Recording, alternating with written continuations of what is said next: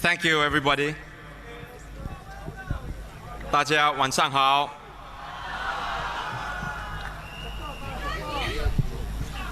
Thank you. This month, 7 years ago, a dear friend of mine passed away.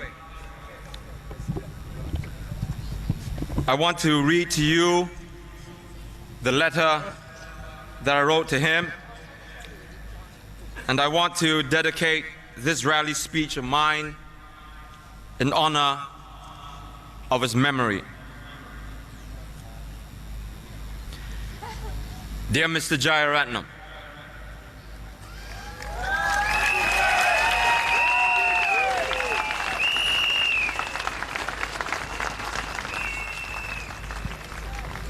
I visited you one last time on Tuesday.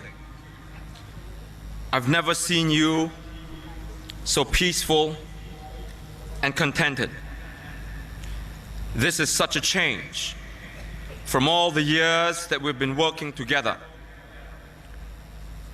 I remember how bitter we felt sitting in your rented apartment at Orange Grove Road after the 1997 elections. The place has since been turned into a swank upscale service apartments. We were drafting a letter to the United Nations to ask for the monitoring of future elections here. It was a tedious job recounting everything that had happened. The hounding of Tang Liang Hong, the threats made against voters, and the gate crashing of polling stations by ministers. The task was made lighter only with a delightful combination of savory Indian vade and the Earl Grey you served. I remember also asking you about the copy of The Long Walk to Freedom by Nelson Mandela sitting on your coffee table. You said that once in a long while there comes a man who achieves greatness without having to cause the suffering of others. On another occasion, my wife and I visited you at another rented house. From the outside, we could see a few of your shirts hanging by the window ledge on the upper floor. May said that she felt sorry that you had to do your own laundry at your age without anyone sharing those chores with you. This reminds me of the time when we were driving along Serangoon Road and you wanted to stop by to pick up a bunch of flowers. I had asked you what the occasion was. You said it was your wedding anniversary and that your late wife, Margaret, would have liked the bouquet. Then there was a time when we visited New York City. I was surprised when you mentioned that that was the first time you had set foot in the US. We had checked into this small hotel and struggled with our luggage along the narrow and dingy corridor. And as I fumbled for the key to open the door, I heard you mutter to yourself, "Oh Ben, what have you gotten yourself into?" My heart sank when I heard you say this. I was feeling a little depressed myself, and I was hoping to get some cheer from you. Seeing you so despondent made my own morale wobble. But I knew that you were feeling depressed and anxious because of yet another lawsuit. As we put our weary heads on the pillows, you said that they didn't just want to win politically, but they were determined to also crush us personally.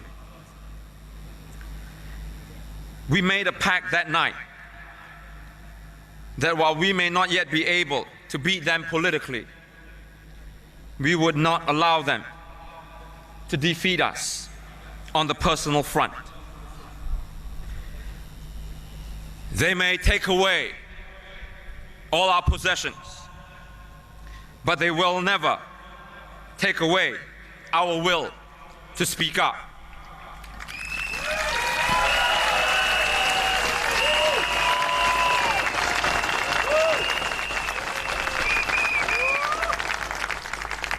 And then you said that we needed to rest, as tomorrow's another day that we have to fight. The next morning, I came out from the shower and I saw you reading the Bible. We talked a little bit about the book of Ecclesiastes. And then you knelt down by the bed to say a prayer, and I joined you. We prayed for strength and sustenance. Rejuvenated, we went down to what the New Yorkers call a deli for breakfast. I remember you asking me what a bagel was, and I said that was an American version of the vade. You chortled, and we mouthed down a couple of ham and cheeses. Actually, I did. You found the bagels a little bit too hard. During breakfast, we talked about setting up an NGO to advocate transparency and democracy in Singapore. When we came back, we had a bit of laugh to see how the gentleman at the Registry of Companies squirmed as he tried to handle our application for the Open Singapore Foundation.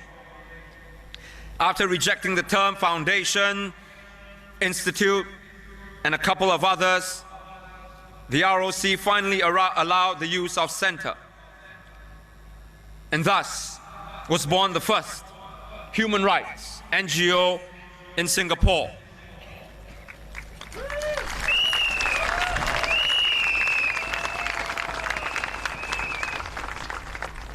We left New York and you headed south to Florida to visit your son.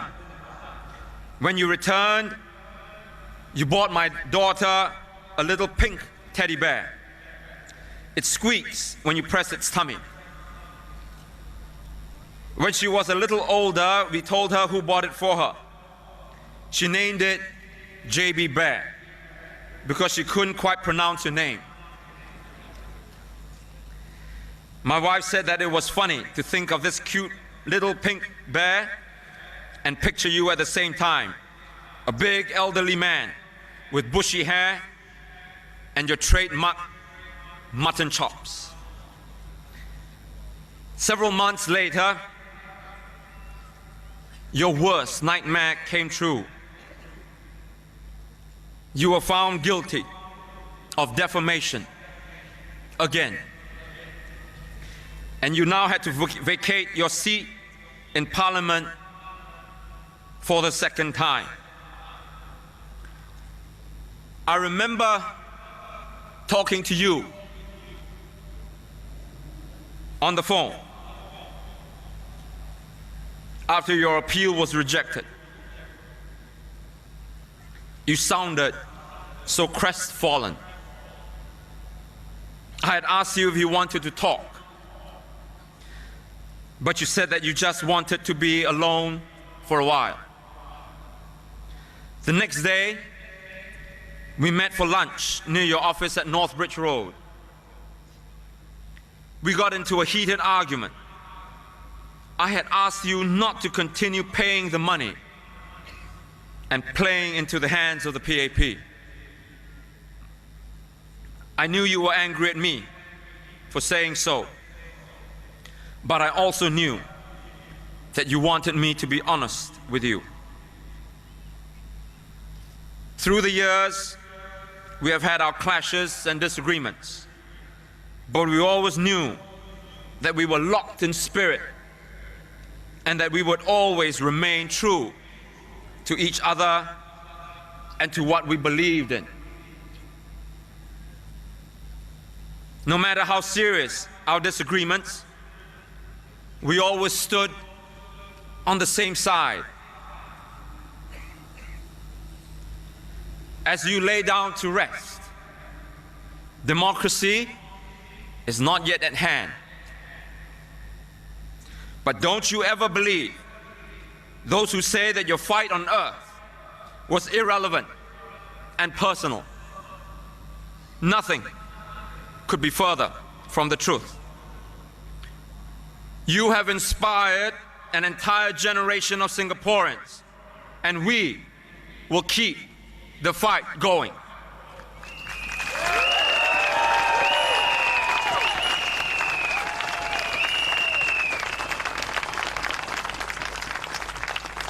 We will keep on reaching for that star in the black sky, that shimmering distant star of liberty.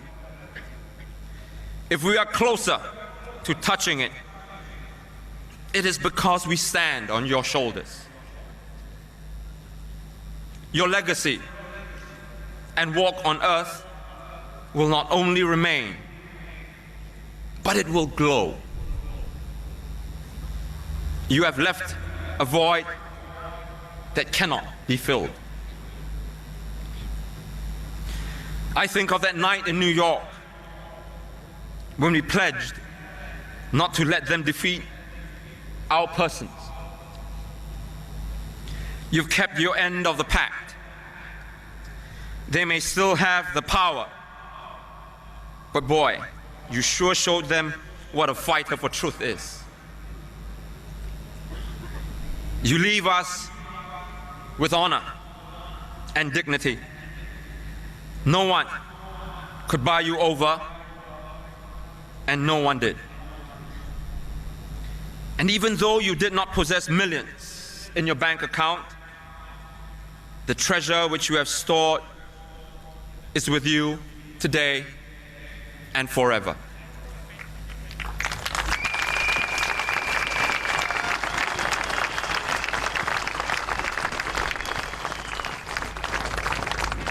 Goodbye, Ben. I will miss you. But even as I mourn your death, I celebrate your life because it has touched mine. You have fought the good fight, and now you have been called home to rest. They cannot hurt you anymore.